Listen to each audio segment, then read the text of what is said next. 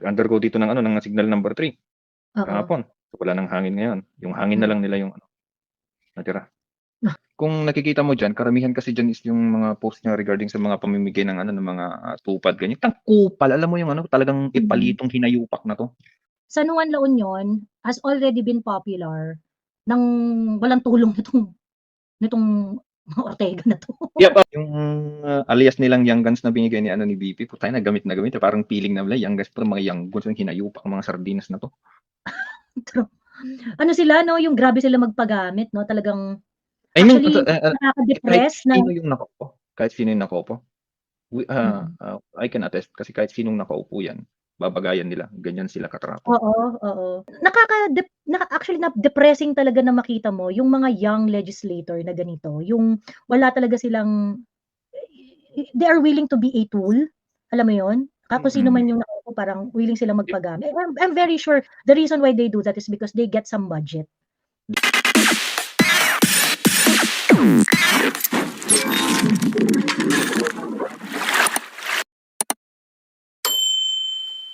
So si nanay niyo Sas, ayan, etong ating vile person na si Sas Rogando Sasot, ayan, okey.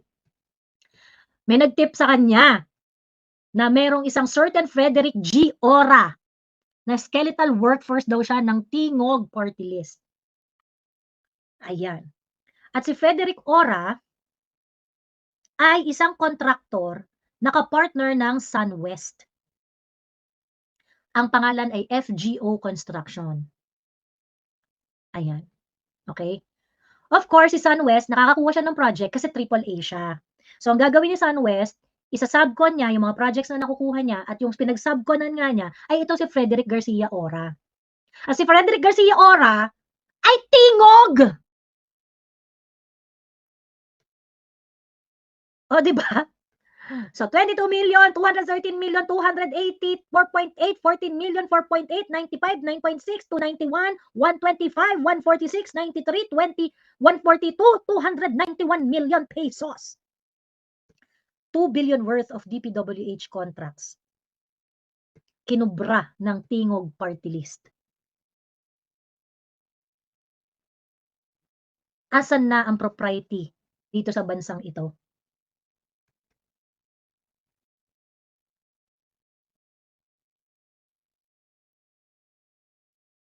And these are the things that should be investigated.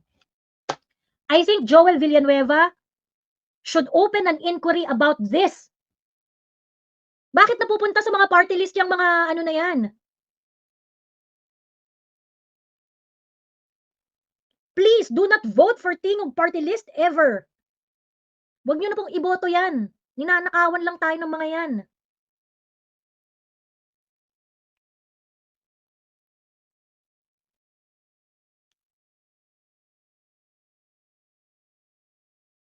Sobrang talamak na, nakakasuka na talaga 'tong mga nangyayaring 'to. Di ko talaga gusto yang F. Valera, Taning, and Pebbles. Ever since. Sa tama ako po, sabi ni Miss Agnella. Malakas po ang inyong pakiramdam.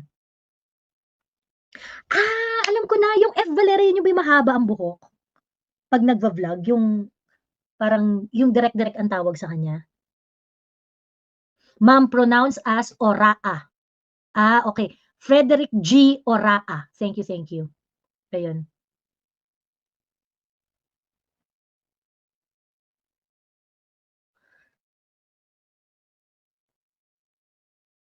Grabe 'no? Ayan, sabi ni Miss Judy Ann, "Hi Miss Joey, replay ko lang live mo mamaya. Regards sa mga very cutesy ng HMPY GC, ang GC na walang araw at walang gabi." Oh, ingay-ingay diyan sa GC na 'yan. Daldalan ng daldalan yung mga tao. Ayan, okey. Masaya do'n, sali kayo. Ayun. Tapos kay VP, kung makapag-imbestiga, kahit Paco at Yero ay kwentado, samantalang flood control ay ayaw silipin. Correct, correct. Yun nga, eh. Kaya nga sobrang nakakasuka 'tong ayan I mean since minention na natin yung mga ano 'no, yung mga critical kuno, yung mga politically inclined social media personalities like Heydarian, ayan, na tawag dito, meron pa siyang post yung confidential funds, yung kay Inday, pinost yun ni ano, eh, ni Rin, eh. Teka, puntahan natin si Rin. I mean, ito yung dahilan kung bakit, ito PhD holder to ha.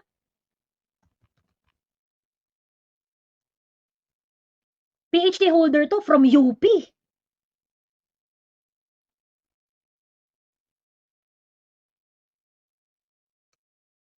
Asa na yun?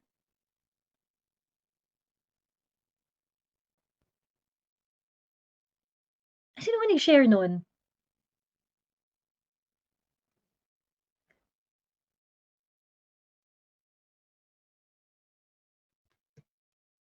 Sino nag-share nun? Dito ko nakita yun eh. Teka.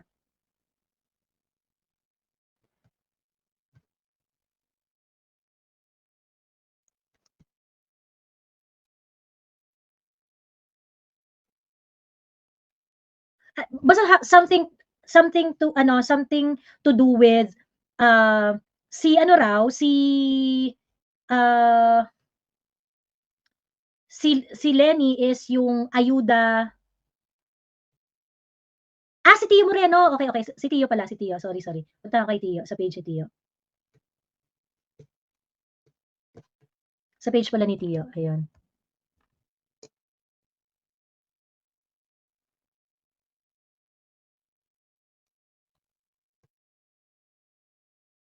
Eto, ayan. Angat Buhay, Angat Confidential Fund. Ayan, sabi ni ano, sabi ni Richard Haydarian. I mean, eto ha, natawa ako eh. Kasi natatawa ako dun sa mga nagmamaliit sa ano eh, sa akin eh, na parang, ay, ano, mag-aral ka, yung mga ganon, yung parang, natawa talaga ako, parang putang ina ito, nakapag-aral ka PhD, o, tapos ang bobo mag-post, okay lang sa inyo?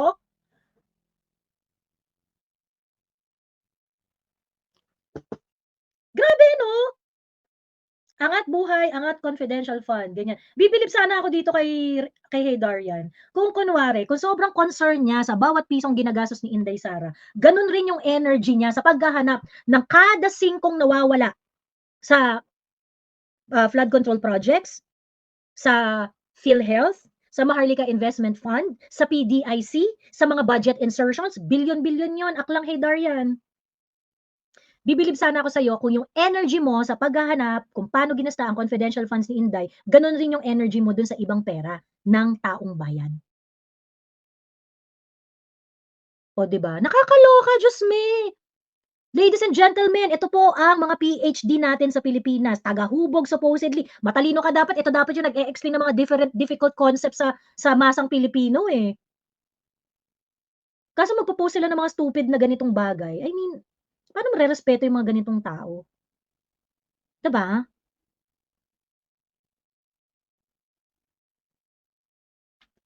Sabi ni Marichu Gutierrez, "Hala ka Miss Joey, awayan ka ni Miss Jam Magno na binilin daw ni Tatay Digong na 'wag umalis sa Tingog Party List kaya dahil kay Duterte kaya nagtatrabaho siya sa Tingog." Uwa! Diyos ko po, naniniwala pa ba kayo may prinsipyo yun si Jam Magno? Diyos me!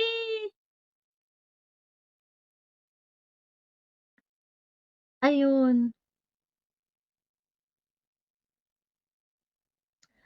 Sabi ni puro expose naman yan si Villanueva, sana lang magpatawag siya ng hearing, baka ala Tulfo din siya 'pag grandstanding lang. Well, sa'kin itodo niya na. At least kahit papaano, kahit sabihin natin na ano, di sige mag-Alarisa Ontiveros ka. Pero ingayan mo rin ng bonggang-bongga, at least kahit papaano it can bring awareness. Eh, yun na lang naman talaga silbi niyan Senado, mag-ingay ng mag-ingay, eh, 'di ba? Ayun, ayun lang. Okey, so teka ha, last na, yung mga nasa backstage abang-abang lang kayo wait. Si Riley si Riley pasensya na Riley ha. Bababa raw muna siya kasi may gagawin siya, pero babalik siya. Balik ka lang Riley anytime, ayan. Last is itong mga video na naglalabasan sa social media, mga pictures kung saan nagpapamigay sila ng ₱500 na ayuda sa mga taong nasalanta. Sobrang nakakadiri, sobrang nakakadiri nito, as in. And I mean, bakit acceptable sa Pilipino 'to? I mean, ba't walang ano, walang gusto ko maintindihan, exactly. Kaya nga nagpa-survey ako dito, eh. Nagpa-survey ako dito na anong nararamdaman niyo nung nakita niyo na inaabutan yung mga ayan 'no, nung nakita ninyo na inaabutan yung mga tao at naka hands out, ganyan. namimigay ng 500, hinahabol yung rubber boat. What do you feel exactly pagka nakakita kayo ng ganitong video? Yan, sorry daw, wala na daw. And itong nasa video na 'to ay si El Rey Villaferte daw. Si Governor El Rey Villaferte. Si Migs Villaferte ay nakita na nasa surfboard, nasa kanyang paddleboard at nagpa-paddle sa mga bahang lugar sa Camsur at, ano ang tawag dito, nag-aabot din ng 500. Shinare 'to nila Sas at saka nila ano, eh, ni Sas, eh. Eto sure ako nasa page ni Freethinker. Ayan. Eto. Ayan. This is El Rey. Ayan. Inaabot ang 500 pesos kay Lola. Okay.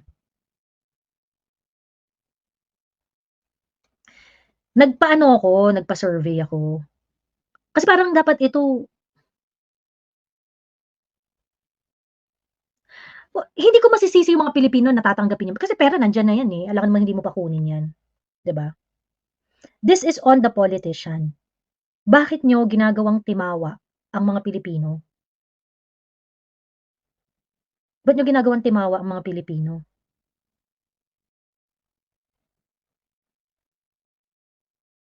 As in yung ang sakit-sakit sa puso na parang putang ina nitong mga politiko na 'to, ganito lang talagang tingin nila sa atin, 'no? Bumabagyo, bumabaha, bibigyan kang ₱500. So ano, parang hindi sila magalit sa'yo?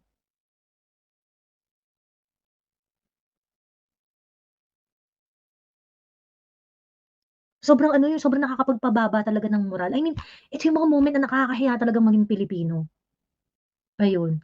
I try to really gauge kung ano ba yung nararamdaman dito ng mga tao. And I notice merong ano kasi ang choices ko, anong mararamdaman mo pagka nakita mo yung ganyan, yung kasagsagan sa kasagsagan ng, baha, merong pupuntang pulitiko ta's mamimigay ng pera, ano yung mararamdaman mo? Gano'n. So ang mga choices ko mukha silang superhero sa paningin ko, iboboto ko sila, ayun. Wala na, okey. Hindi meron siyang 19 votes. May boboto, mga kababayan, may boboto.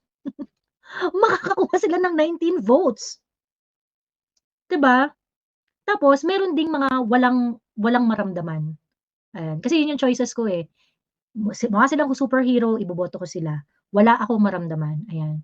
May mga walang maramdaman, okey? Hindi ko alam kung wala silang maramdaman dahil sobrang nasanay na sila sa insulto, kaya wala na silang maramdaman, ayun.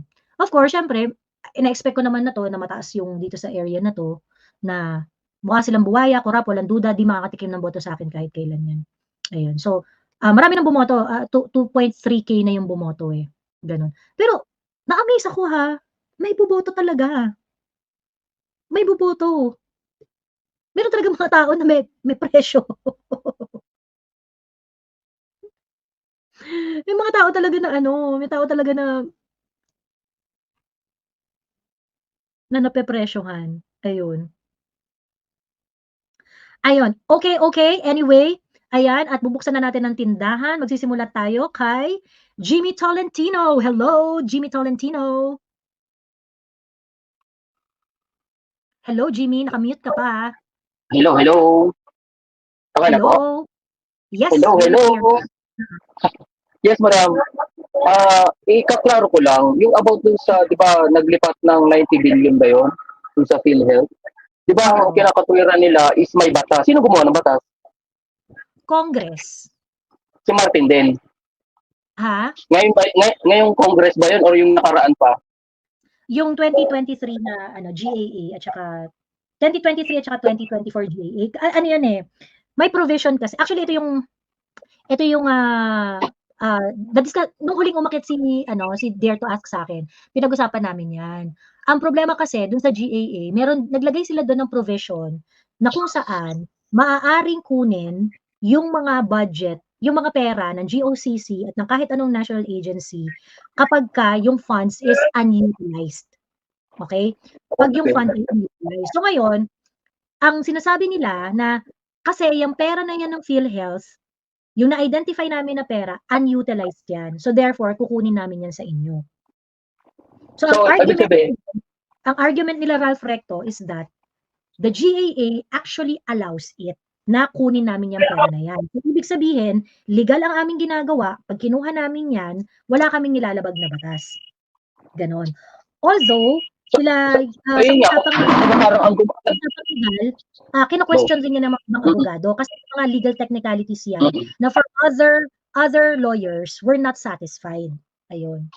So, kumbaga parang ang naglagay nga ng mga provision na yun, sila Martin din. Congress din talaga. Congress din talaga. Ngayon. Oo. Ngayong Congress sila. So, kaya talaga kumbaga parang ito namang presidente talaga natin, walang alam talaga kasi kung may concern talaga kasi siya, dapat inano niya yun. Hindi niya pinayagan yun. Kasi ba't niya papakialaman niya kung ano ba? Wala talaga siya, wala.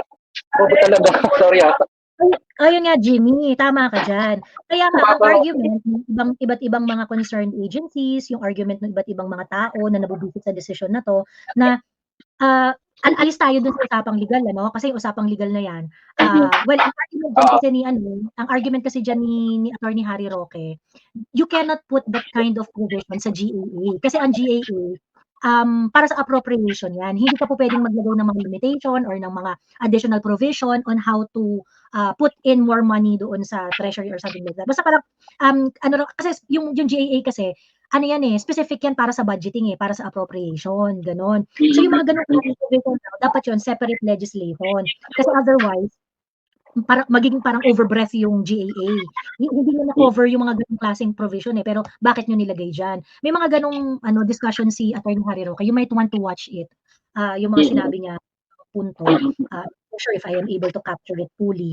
Pero hindi po pwede yung ganon. Hindi po pwede yung ganon. So may mga legal na discussion yan. Ngayon, punta tayo doon sa yung prudence. Yung prudence. Okay, hindi naman kasi porket legal, hindi ibig sabihin nun tama yung ginagawa ninyo. Kaya tama ka din. Kasi, sige, nilegalize ninyo. Kasi di ba yung certification via, liquidation via certification, legal din yun Pero parang tama ba? Lang magnakaw ba? Correct. Ayun. So, ayan, isa to sa mga arguments na ni-raise ni Attorney Harry Roque na yung PhilHealth kasi special law yun, pagkatapos general law kasi yung General Appropriations Act. So, magsusupersede dapat yung special law over yung sa over yung general law, which I agree kasi talagang recognized legal principle naman talaga yan. Ngayon, punta tayo doon sa prudence. Tama ka. Kung gagamitin natin ang common sense natin, hindi dapat yan ginagawa. Bakit nyo kukunin ang pera ng mga tao sa PhilHealth at imbis na itaas ninyo at pagbutihin ninyo ang healthcare system natin, babawasan nyo pa ng pondo. Pagkatapos, to add insult pa nga dyan, Jimmy, di ba mangungutang pa tayo para grabe nangutang para improve yung healthcare. Tapos, kinuha naman yung ang dami-daming pera na para improve. So, ayun lang, para at least malinaw na sa akin talaga. Magkano binabayaran mo sa 1.5. 1.5. Yes. Parang nagkuntsabahan talaga sila, niligan nila, parang nakawin talaga nila yung pera ng Pilipino ba. So, parang naisip ko din, kasi di ba, si Inday na may listahan siya ng mga impeachable offense kay PBBM. Baka isa to. Kasi parang, di ba, ba't pinayagan? Dapat hindi mo pinayagan, di ba? So, baka isa yan. Hindi ako sure kay Inday, pero baka isa yan. Kasi sabi niya, meron naman yung hindi binivito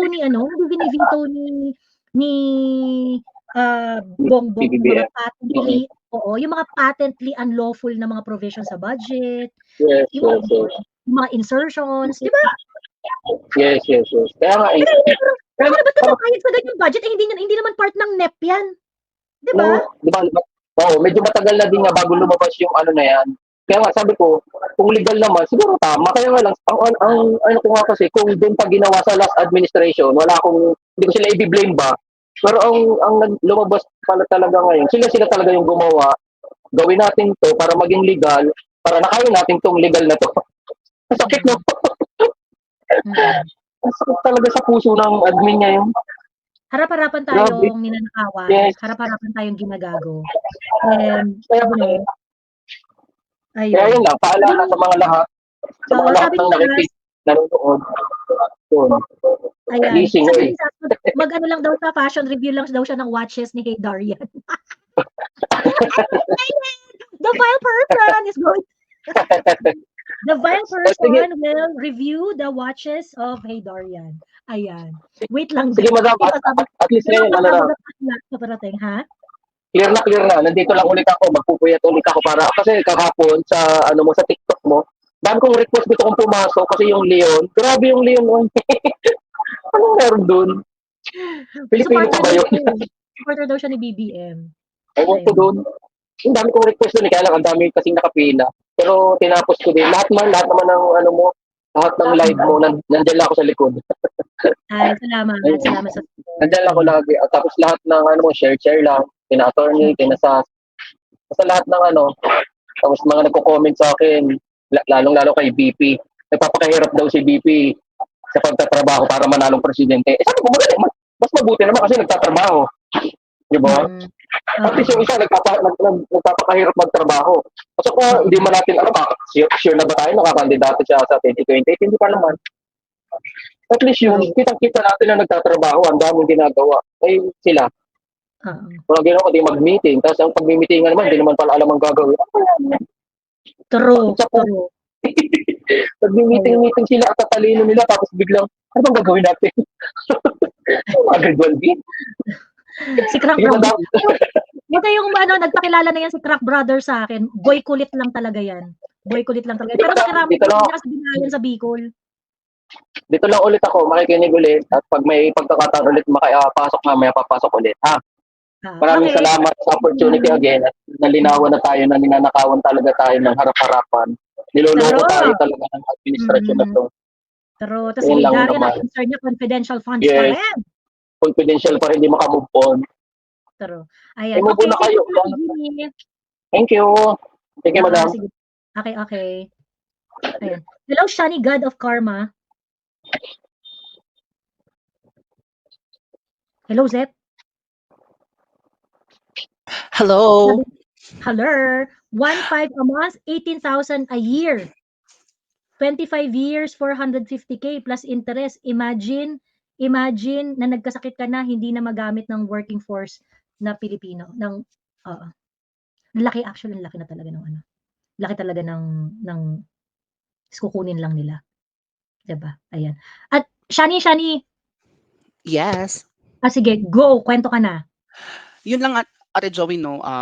Etong mga tawag na to, etong mga pink sa TikTok na lakas makapagtanggol kay BBM. Ang ano ko lang sa kanila ba is kung ipagtanggol niyo si BBM, pagtanggol niyo. Huwag niyo anuhin na bakit ganito si Sara. Parang ang deflection kasi nila is every time sa mga Duterte. Instead of them answering the question, instead of them parang telling us kung ano ba talaga ang nangyari, but instead of that, they are deflecting the issue and they will throw it to the Dutertes. True. Which is nakakaasar. Kaya nga klarong-klaro Shani, klarong-klaro na politics talaga yung direction nung nila. Whatever it is that they are espousing sa public. Politically motivated talaga. Kasi anong purpose ninyo para siraan si Inday Sara? Kasi alam ninyo, na-threat siya. Di ba sinabi yan ni Inday Sara na kaya nyo ko tinitira kasi alam ninyo na I am a threat sa inyo sa 2028. True. And I think the reason of them doing that is parang in connivance with the BBM supporters. It's because wala silang makita na ipangtapat kay Sara aside from Tulfos, which is ngayon yung Tulfos very Diyos ko, parang feeling ko nga si Lisa na dapat na mag-ganyan. Si Lisa, etchosera ka dyan. Binoto ko siya before. Ina niya. Visit siya. Kasi ganito kasi yung rationale ko before kasi parang wala kasing medyo parang matino-tino sa Ocho Derecho or sa Pinks during that time. And I think kung gusto ko ng ng at least another voice or another perspective, Risa could have been the other perspective. The reasonable opposing voice. Correct. Kasi sino ba naman doon si Diokno? I mean, hindi ko naman sila Bet, si Bamakino parang wala man din yung siyang idea. So Mm. I really thought Risa would really do her job. But instead, So, do you think what can you say now about how Risa performs her job? putang ina mo Risa. Sana ano na hindi ka na nagpakita, hayop ka. Kasi 'di ba, ano kasi siya, parang I felt kasi at saka naawa din kasi ako during that time kay Risa kasi matagal na siyang tumatakbo, parati siyang natatalo. Oo. So yun, I mean, tsaka yes, it's really true 'no, na wala talagang walang I mean, any political figure right now na makakatalo kay Inday in the coming election. Mm. And kung sa mga bangag na supporters si Liz, since ang mga Marcos naman ngayon is they are actually parang ngayon pa yung passing their crown to the Araneta. So I think Mm. siguro baka si Lisa ang patakbuhin nila. Diyos ko, hindi yan makatakbo si Lisa kasi amphibian siya, 'di ba? Grabe siya. Siya na dapat ang gamitin nilang amphibian boat. Tapos isa lang talagang gusto ko kay BBM. Sana man lang the next time magpa-press con siya, I mean, do not show the people that you are defeated. At least. Oo 'no. Yung itsura kasi ni BBM yung talaga so, Oo, oo. parang ang haggard mo naman, girl. Ano parang hindi pa nabaha 'to. Party pa ng party 'to, problemado pa rin, di ba? Parang 'di ba? Tapos and the worst diyan ate is galing pa siya ng Indonesia. Ang fresh niya doon sa Indonesia sila ni Lisa, 'di ba? So ano Mm. yun, nagbatak magdamagan kasi binantay yun si Mm. Christine or ayaw lang Mm. ni Lisa na tawaging bagyong Christine yun. Kasi may naaalala siya sa pangalang Christine. Charing. Di ba? Tsaka, I mean, sabi nga niya, 'di ba, the worst is yet to come and I hope it will not come kasi 'di ba parang may isa pang tropical eme sa Oo. kabila and May pwede niyang nag-send nga higupin sa'kin si ano. Bagyong Leon. Oo. Tropical storm Kong Ray, domestic name Leon. Naku, parang yung pangalan nung makulit sa TikTok nung isang araw. Ay ate, yun siya na hindi yun namin siya kinakausap kasi the last time na kinausap yun ni Mono ng yun Galit na siya galit na na galit na galit si Karipi. uminom yun siya ng uminom yun siya ng Losartan. Kasi? High blood kasi yun. Na-high blood siya. Ah. Ay hindi na yun pinapaakyat ng mga ng mga Hmm. ka-GGS kasi baka maano siya, Baka baka makasakit pa sa puso 'no? correct. Kasi may one time kasi na sinabi niya, "Ay wait lang, inom muna ako ng gamot kasi na-high blood ako." Ano ba yan? Naghahanap siya ng kamatayan niya. Correct.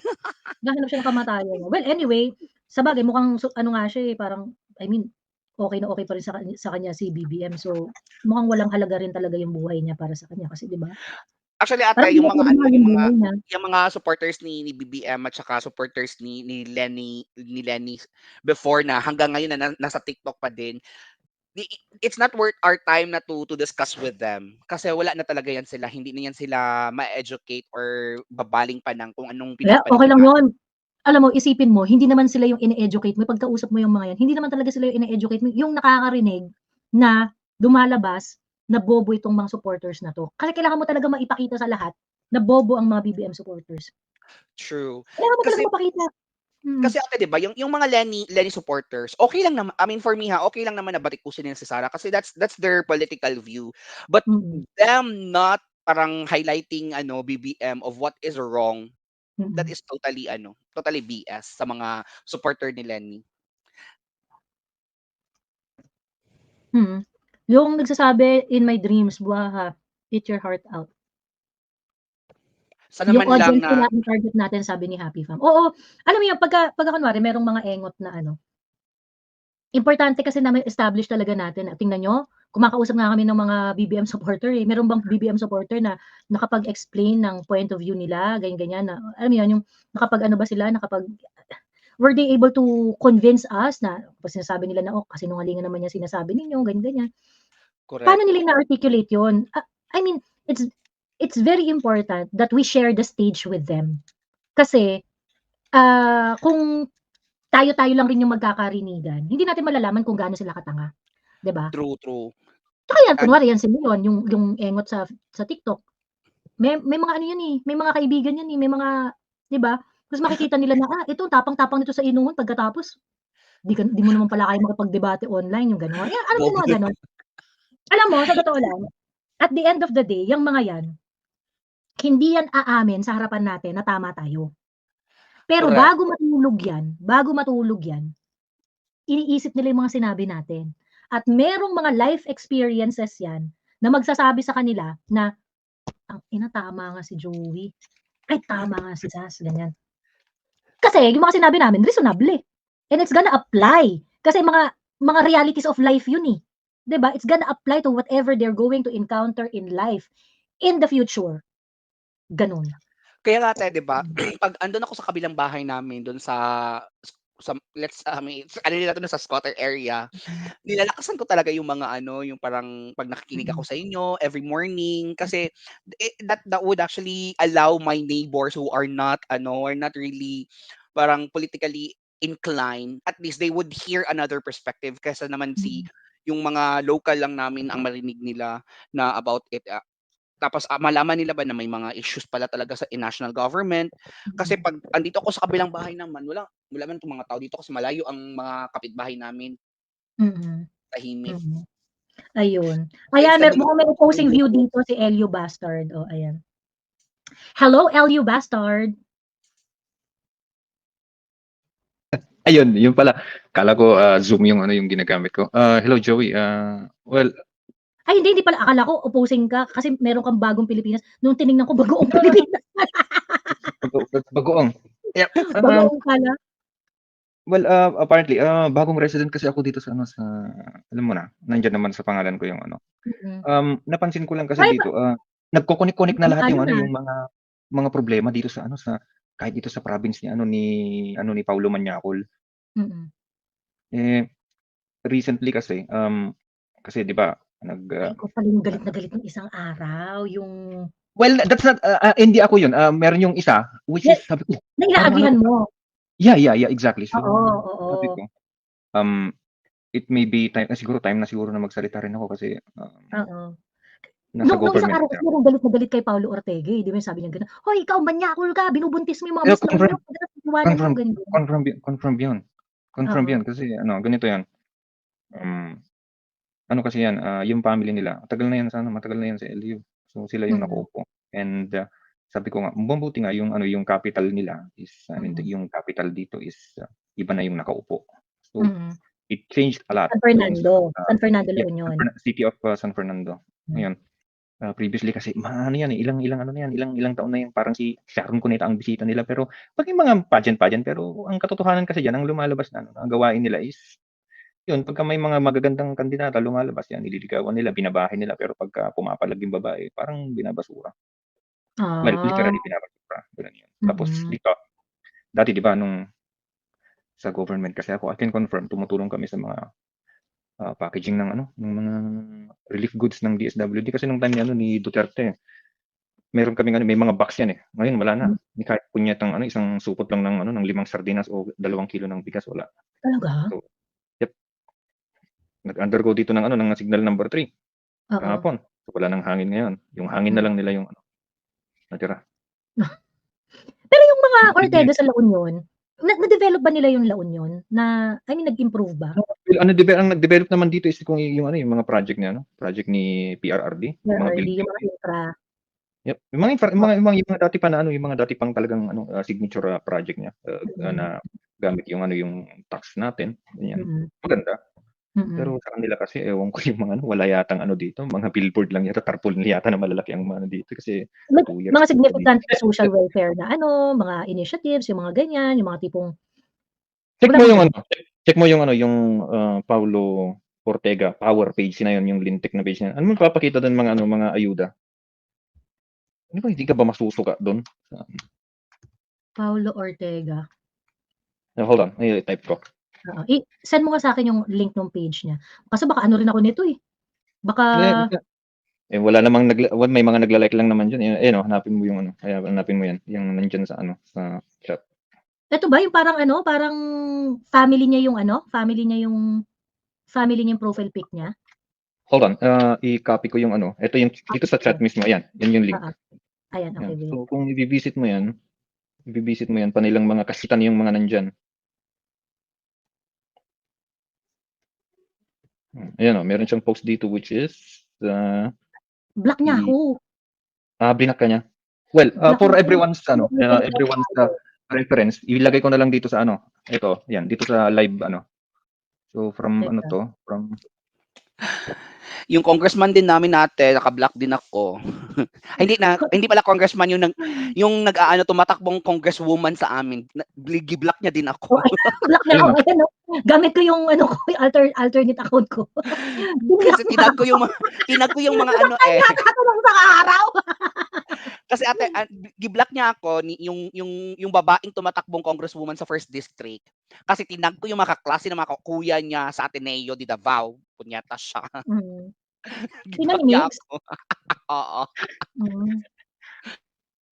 Ayan, no, ito na. Ayan, Francisco Paulo P. Ortega.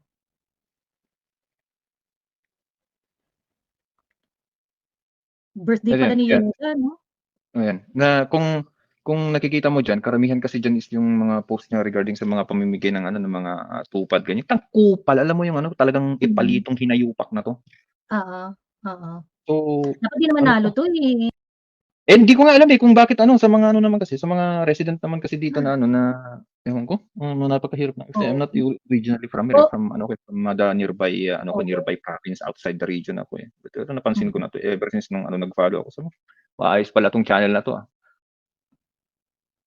Talaga ba? Hindi pa ako Maraming salamat sa hindi mo pumuputak sa ano, hindi ako dating pumuputak sa mga ganito pero siyempre napuno na din. Wala. Oo. May mga ano-ano siya alamin kung bakit ang LU ang binabalik-balikan ng mga turista sa pinakabagong episode, Young Guns on the Move. Sige, tingnan ko nga, panoorin ko nga 'to. Tama natin yung pinaka-legendary na surfer ng La Union. But San Juan, La Union has already been popular nang walang tulong nitong Ortega na 'to. Yeah, may ano diyan, may history din diyan is which is may mga properties kasi sila diyan sa San Juan pero mas nauna kasi yung ibang like Jericho Rosales when he bought a property in Urbis Tondo, San Juan, yung sa surf area. So isa yan sa mga tumulong na na nagkaroon ng ng mga ibang Kasi establishment. kasabayan ko nagse-surf nun si Jericho eh. Na hindi naman magkasama kami dahil magbarkada kami or what not. Nagkikita lang kami sa lineup. Siyempre ako nakikita ko siya kasi kilala ko siya. Pero ako siyempre hindi ako kilala, ganyan.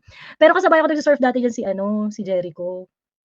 Ayun. Tapos nagse-surf rin yan si Jericho kasi dati before sa sa Zambales.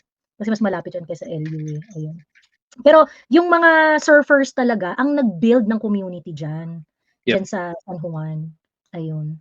Sinakayan na lang nila nung mga time na talagang alam mo naman yung pataas na yung popularity ng area. But sabi naman ng mga dito, wala naman silang yung mga local residents. Hindi sila loved. Meron ba challenge sa kanya sa La Union? Well, as per intel namin, sobrang lakas nila, halos lahat na yata ng towns dito is may mga may mga tao sila or may mga kamag-anak sila ganun. So they want to eat up the whole La Union. But bullshit. Hindi naman Talaga, ayun. Teka lang. Tita Itz, akyat ka. Teka lang kasi sa baba lang ako. Makinig lang ako. Okay. Sige. Thank you. Eat abroad.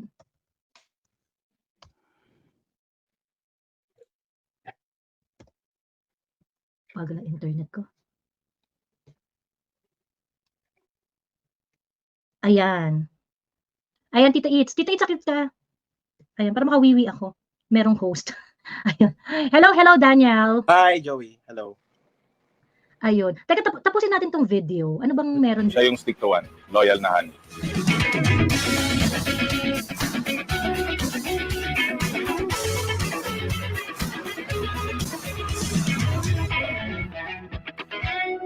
Okay. Alamin kung bakit. Merong YouTube channel ang Young Guns. Yeah. Puta, yes, no? meron. Yung alias nilang Young Guns na binigay ni BP, putay na gamit. Parang feeling na Young Guns, pero mga Young Guns yung hinayupak mga sardinas na to. True. Sila, no? Yung grabe sila magpagamit, no? Talagang I mean, nakaka-depress na. Kahit sino yung nakopo. I can attest kasi kahit sinong nakaupo yan, babagayan nila. Ganyan sila katrapo. Oo.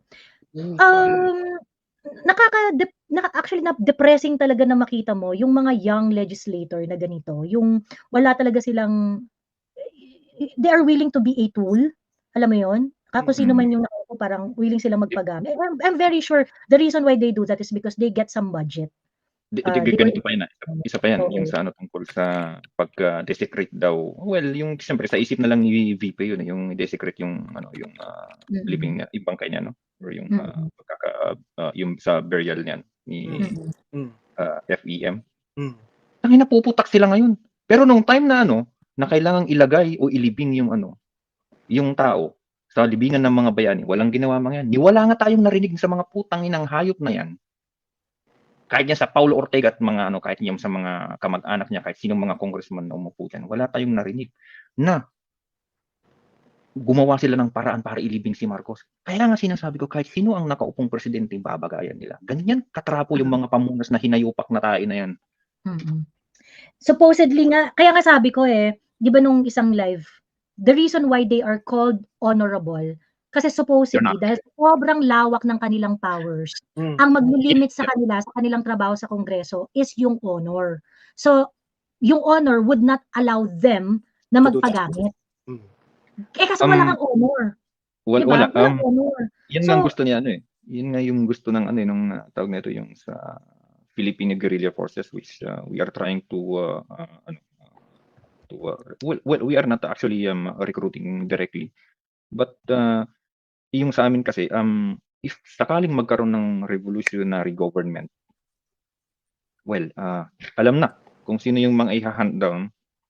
Ay, grabe. Nakakatakot naman yan. Nakakatakot naman yan. Baka naman ma-aresto tayo dyan sa... No, we're not. Yun kasi, RevGov naman yun May choice tayo dun. Unless magbago sila. Hindi yan magbago. We are giving them chances. So, kaya nga palagi walang stop yung yung pag nila kay pag oppose nila kay kay Sara kung ano yung mga sinasabi, tingin mo pati drug test, they cannot even do that. Psychological test, meron din yung nagsabi diyan sa isang video mo nung isang araw na magkaroon sila ng tawag nito moral or sexual test. Well, hindi ko alam kung papasala sila diyan. I don't think so. Oo. They have been there. They have been there for ages. Neuropsychiatric test. Yes, as a government employee kasi sa I would say sa uniformed service. Putang ina kami, nag-neuro kami. Halos taon-taon, promotion, papasok ka sa trabaho, ganyan. Ito mga siraulo kayang mga to. Ang dumaan din sila pa yung mag-utas-utas sa inyo, Yep. Nakakapagod yung yung ganito. Minsan parang gusto mo dalang lumipat sa private sector. True. So yun, I would suggest na sana nga merong mag-oppose dito. Pero sobra yung saklaw nila. Meron silang mga businesses, so may pera yan. May mga ibang may machinery sila for yung ibili ng boto. Napakadaling ikunan ng yan ng video pagka yung mga malapit na yung election, yung bibili ng easy peasy. Yeah, so yun na lang muna. Mag-observe muna. Oo, yun na lang muna bago kami ma-reveal ng mga katakot-takot dyan. Ayan. Basahin mo na lang yung message ko sa private chat. Yeah. Ito, nakakita ko lang dito Ayun. So anyway, ayan. Sana po sana wag niyo nang panalunin ang mga Ortega well, at least si Paulo. Kasi may iba naman daw Ortega na okay At least si Paulo na parang grabe willing na magpakatuta sa leadership ni Martin Romualdez. Wala na, hindi naman they are already damned. Alam naman nila yan. Kasi matagal na nilang practice yung ganyan. Kaya sinasabi kahit sino pa yung uupo. Babagayan nila. Kahit umupo si FBR, umupo si ERAP, umupo si Arroyo, umupo si... Kasi wala kang honor. Pero, di ba, bakit naman may mga kongresista na, di ba? Bakit naman may mga kongresista na honorable pa rin? I mean, like, Marcoleta stand up for what is right. Richard Gomez spoke about the war on drugs kasi factual circumstances around his representation. Sec Ungab never changed his stand. Ni hindi dumila sa puwet ni Martin Romualdez kahit isang araw. Diba? Alvarez. Yep, Alvarez. Alvarez. Diba? We got issues. They got. I think Congressman Alvarez had issues with PRRD before, pero nakikita niyo yung issue na yun is sa kanila lang. Hindi sila nagdadamay ng iba. So dalawa lang silang pero nakikita mo yung Mindanawan yung bayanihan ng mga Mindanawan andun pa rin sa kanila. Magkakampi pa rin sila kahit meron silang hindi pinagkakaintindihan. Pero dito pagdating sa I think the only region na nakilala ko na nagkakaroon ng bayanihan is yung Cordillera. I'm from there. Isa lang yung punyetang province na hindi ko nagugustuhan, which is Abra, kasi may mga court doon. Well, plenty. Oo. Let's be honest, kung may Ako, in love rin ako sa Cordillera eh. Sa totoo lang. Sarap So, dun eh. Yep. Visit kami sa Baguio or hindi pwede, wag.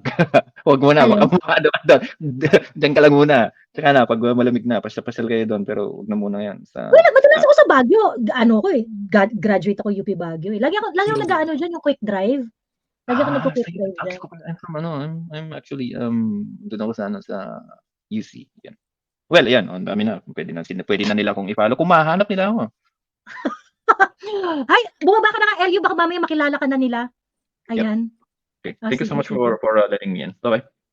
Join lang anytime. Ayan. Next na akyat mo, magpalit ka ng pangalan ha. Ayun. Mag-i-stay na ganito. Ha? Mag-i-stay pa rin na ganito. Well, I'm a bastard, so I'm from outside eh. Kaya. Wala ka nang pake. Para ka nang si Inday. You don't care anymore. IDAI na. I don't give a fuck na. Ayun. Right. Okay. Thank you, Joey. You have a good one. Thank you. Ingat. Okay, bye-bye. Bye na. Saldi mo and Madam Chair, device not connected kayong dalawa. So, pakiayos yung inyong Cambot dyan dahil hindi kayo makakonect. Hindi ko kayo maiaakyat dahil device not connected kayo. Ayun. Hello, Joshua.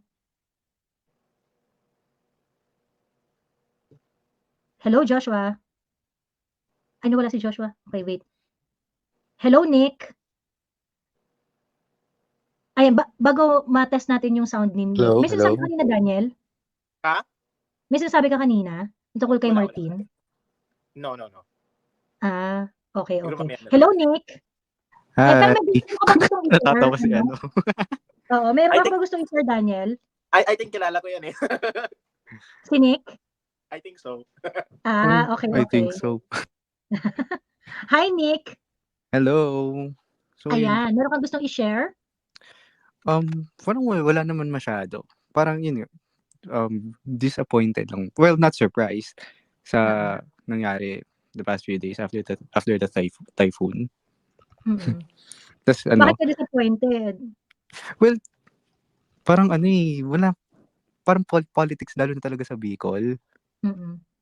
Kasi, of course, si Mami Lenny, pakita na naman siya.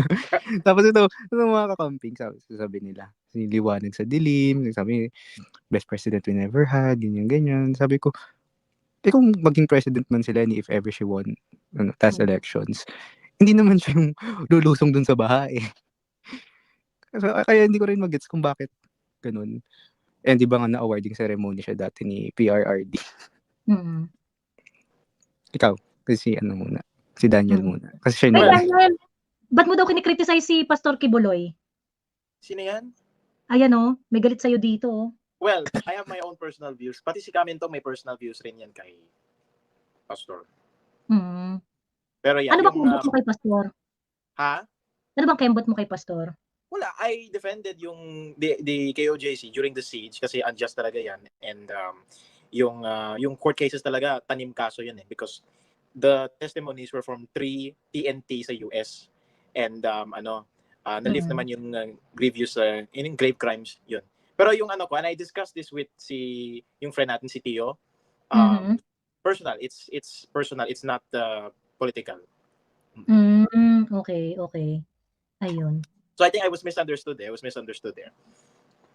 Pero you believe na meron talagang injustices dun sa pagsugod ng mga pulis? Yeah, may namatay.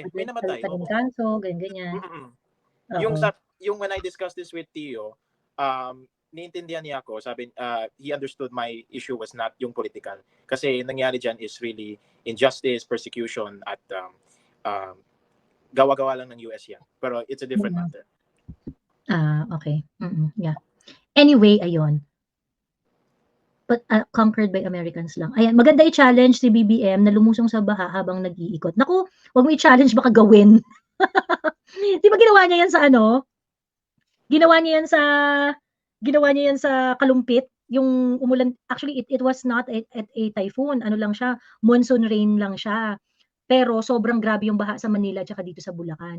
Tapos biglang nagpunta tong si BBM sa Kalumpit, nakasakay siya sa parang truck, nag-ikot-ikot, tapos kumakaway-kaway habang bahang-baha sa kapaligiran.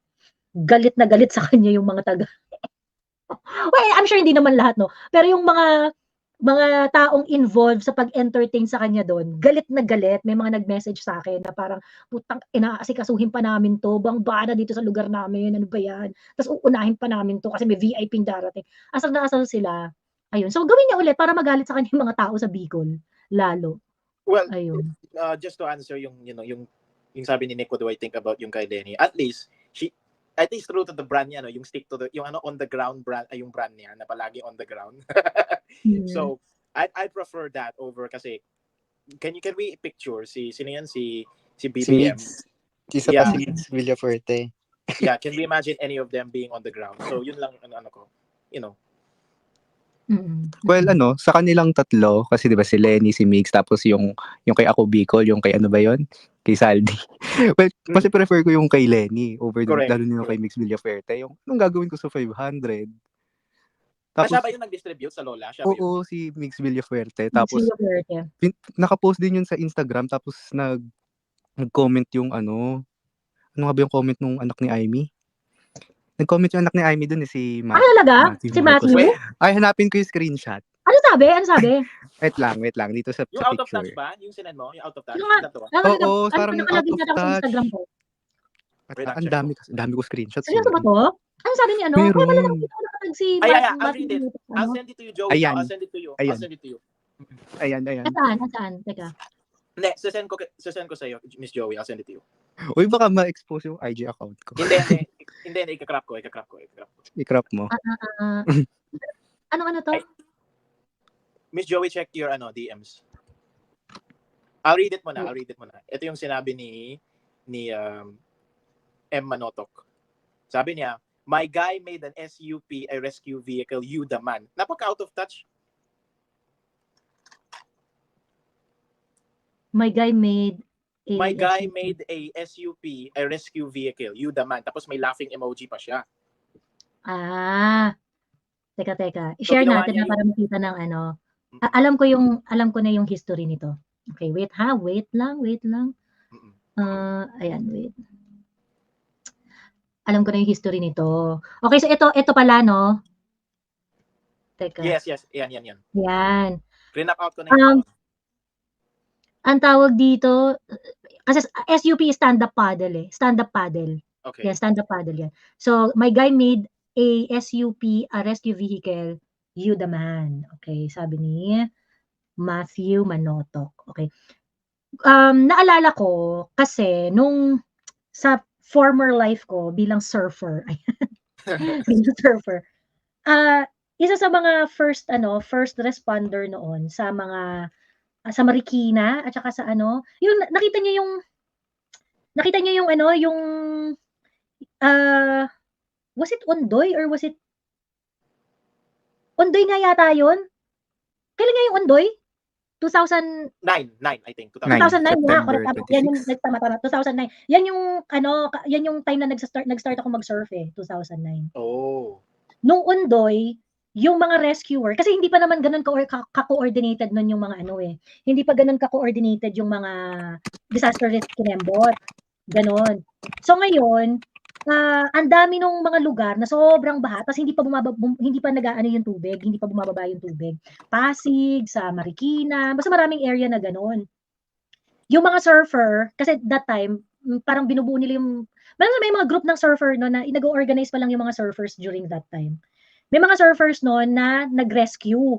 Ang ginawa nila, dahil hindi mapasok ng mga rubber boats yung mga maliliit na eskinita, dun sa mga area na matataasang lugar, nag-paddleboard sila. Tapos meron silang dala na siguro 3 or 5. Yung kayang kargahin ng paddleboard. Pagkatapos nagpupunta sila doon, tapos doon sila nag-aabot ng mga relief goods. At that time, syempre, mga private entity yung mga yon. So, syempre, na-appreciate ng bonggang-bongga yung kanilang mga initiative. I remember si Jericho Rosales, nakuwanan pa noon na nagpapadel, na nag-aabot ng dun sa neighborhood niya. Tapos nag-rescue rin siya gamit yung kanyang surfboard. Ayun. So ngayon, during that time, cute yun. Cute yun.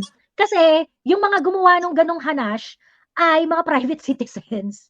Tapos initiative nila na maisip na parang, ay sige, may surfboard naman ako, lulutang tayo, ganyan-ganyan. So makakapag ganon. So parang, cute yun at that time. Ngayon, ang problem kasi, si Migs Villaferte, ano to si Migs? Congressman o may Congressman yata ng first Congressman district siya. ng Kamsur? Second district. Kamsur yata. Oo. I'm Of sure, course, you have a paddleboard dahil ikaw ay surfer. Okay? Meron kang paddleboard kasi surfer ka. Okay? Tapos, inayunan ka pa ni Matthew. Okay? Okay, fine. Gets namin, surfer boy ka. Pero at the same time, ikaw ay congressman. Hindi mo naisip na bumili ng mga rescue equipment diyan sa iyong distrito. At alam mo yon, kasi pagmamalaki pa nito ni Matthew Manotoc na gano'n. Di ba, na-chismis rin tong pamilya Villaferte na before bumagyo, nag-chase sila ng alon sa Siargao. Oo, meron ngang post mark saved from Siargao daw. Oo, di ba? Nasa Siargao siya before itong bagyo na to. Before itong bagyo na to, nandun siya sa Siargao. Ngayon, this is a behavior of a surfer, no? Alam ko yan kasi ganyan din yung buhay ko dati. Naghahabol rin ako ng alon. So ngayon, titingnan ko sa forecast, ang magandang alon sa surfer is bago dumating ang bagyo or after dumating ng bagyo. So ngayon, anong ibig sabihin nito kay Migs Villaferte? Nung nakita mo na may paparating na bagyo, ang una mong naisip, mag-chase ng alon. Cute yon kung hindi ka government official. Kaso government official. Kapag surf ba niya, may nare-rescue siya? I don't know. Hindi ko alam sa Logic kanya. lang. Para siyang naglalaro lang. Dito sa itong naka-stand up paddle siya? Yeah. Anong logic mo? Ba't ka magsasurf kung wala ka namang maitutulong sa ibang tao? Nag-aabot siya ng Madam Chair, nag-aabot siya ng 500 pesos. Magkano lang naman yung capacity ng surfing board eh.